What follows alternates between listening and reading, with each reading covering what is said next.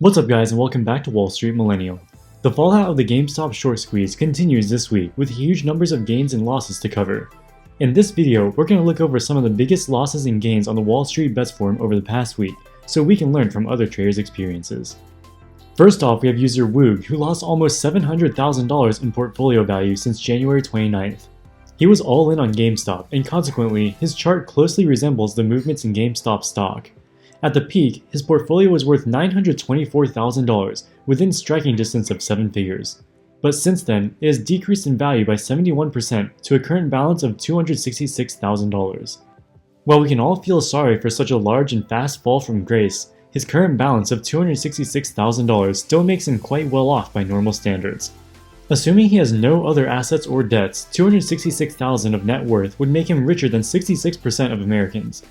It also puts him above the average in Switzerland, the richest country in the world by this metric. So what will he do with his remaining fortune? Will he invest it wisely for retirement or treat himself to a beach vacation? In true Wallstreetbets style, he has no intention of cashing out. After hitting the jackpot with the first GameStop short squeeze, he's now hooked on the adrenaline and plans to pour everything into out-of-the-money calls, hoping to bring his portfolio back to $1 million. He has strong conviction on his GameStop investment with a price target of $600 per share, which would give the company a market cap of $45 billion. His rationale is that Chewy's current market cap is $45 billion, and the online pet retailer was started by Ryan Cohen. If Papa Cohen can make this same magic work on GameStop, it too could have a $45 billion market cap, according to the OP. But not all Wallstreetbets users share this optimism. User Fubarl5 points out that a lot of times, when traders lose money, they have a bias to double down on losing positions so as not to admit defeat. If you were uninvested to begin with, you might not want to buy GameStop now just because a short squeeze appears to have wound down.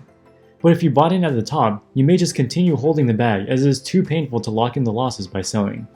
In the fields of psychology and behavioral economics, this is called the endowment effect. Many academic studies has found that people are more likely to retain an object that they own than acquire the same object when they do not own it before. This is an example of irrational behavior and explains why so many people bag hold stocks. Next up, we have user JCal1290 with a massive $453,000 gain in the past 3 months alone. This user didn't make his 6-figure gains on GameStop, but rather on weed stocks. His portfolio mainly consists of stocks like Sundial Growers, Afria, Tilray, and FV Pharmaceuticals. What's more, he only invested in options in these names. This supercharged his returns, which were already riding the rising tide of weed stocks in recent weeks. For example, Sundial Growers, ticker symbol SNDL, is up 169% since the past 2 weeks. Tilray is up more than 200% since January, and combined with the power of 110 contracts of out-of-the-money calls that are now in the money, this has made the OP more than $170,000 on just Tilray alone. Afria has also made some impressive gains this month, all contributing to the OP's $453,000 3-month gain. Some recent catalysts for growth in the weed industry is legislation that just passed in Virginia that build on momentum for federal legalization, and news that Tilray reached a distribution deal with the UK. With Joe Biden having expressed his support for some level of legalization, or at least decriminalization of marijuana in the past, it seems like the industry as a whole is looking up. So what would this Wallstreetbets user, who is likely a weed enthusiast, be likely to do with more than $420,000 of weed gains? In a highly upvoted comment, he says that he is planning on starting none other than a dispensary in LA with these gains. In fact, it's not just a pipe dream, he already has investors and partners for this venture. As far as what he thinks of weed stocks going forward, he says he thinks that Tilray and Afria will continue to be big winners going forward.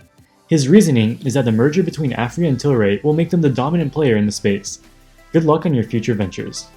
Next off, we have some more GameStop loss porn from user Patriot93, who is down $276,000, or 69% over the past month. But luckily for the OP, he bought into GameStop early and sold out of position on Monday when it fell back down to his entry price, so he's actually break even on the position. He says investing in GameStop was worth the ride because he only lost unrealized gains and learned some valuable lessons about investing. But there's no doubt he had some regrets about not selling at the top.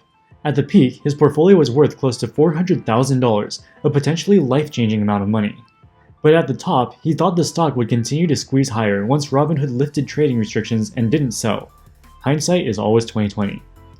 After the GameStop rollercoaster, the OP is now investing in more stable companies. He owns shares of Corsair Gaming in anticipation of its earnings release and thinks shares could rise to the mid-50s. We wish you luck on your future plays. Next up, we have another impressive gain on weed stocks, this time from user Matrim Cawthon. He holds 16 contracts of 20 strike calls on Tilray, expiring on June 18th. Tilray was up more than 227% in the past month, and that caused the calls to increase in value from $2.43 each to $18.13 each. That's a 646% gain, and based on 16 contracts, which is really 1,600 calls, the OP has made more than $25,000 off it.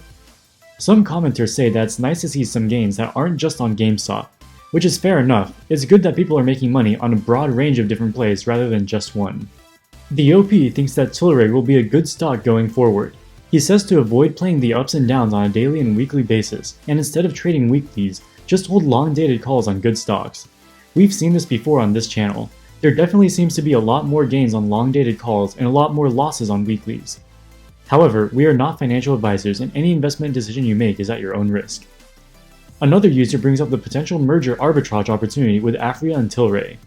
He is referring to the merger deal that will see Aphria shares turn into 0.8381 shares of Tilray. However, Aphria shares are currently trading for a little more than half the value of Tilray shares after adjusting for the conversion rate.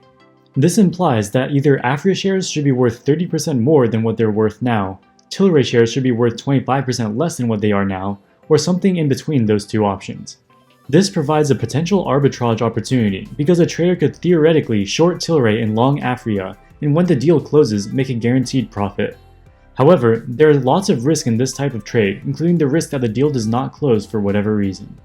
The OP seems to prefer to make bets on the overall market that Tilray and Aphria play in, and it seems to have worked out very well for him. Congratulations on your success. Next off, we have user Military Beetle, who made some insane unrealized gains on the GameStop short squeeze. At the peak, his portfolio was worth more than $1 million, but he didn't take profits then, and it has since declined to $288,000.